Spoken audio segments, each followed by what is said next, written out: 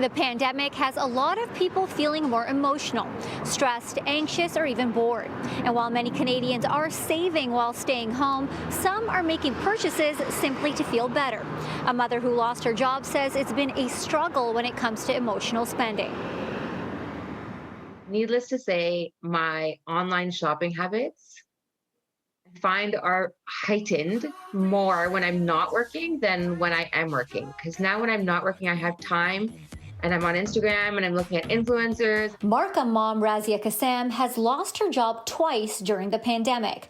Like many, she's home a lot more and bored. I must have carts full in probably every single store that I shop at just to fill that void. From February to May of last year, online retail sales nearly doubled. Statistics Canada says retail e-commerce sales reached a record $3.9 billion in May.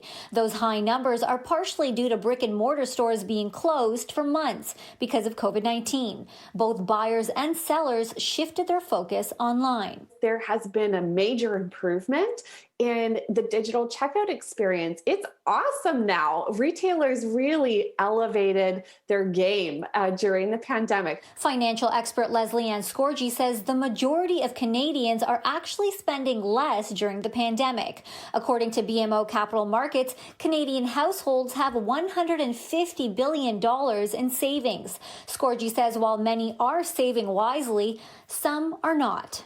When people are impulse buying and overdoing it, it's usually to try and satisfy a need that will never really be filled by that purchase.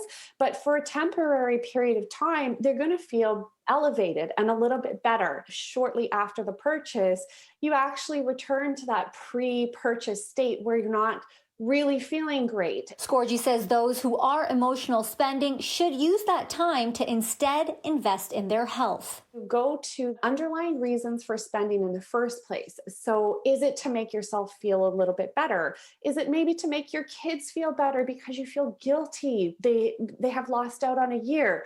Try to figure out what the real challenge is there. Kassam says she's making changes because the anxiety of hitting that checkout button was taking a toll on her mental health. But I make a point to actually get dressed and do my hair, put on my 5-minute face because it makes me feel better. Yes, I'm staying home and I'm not going anywhere, but I need to do it for my own mental self. Like I work out every day. I run every day. I run 4 times a week.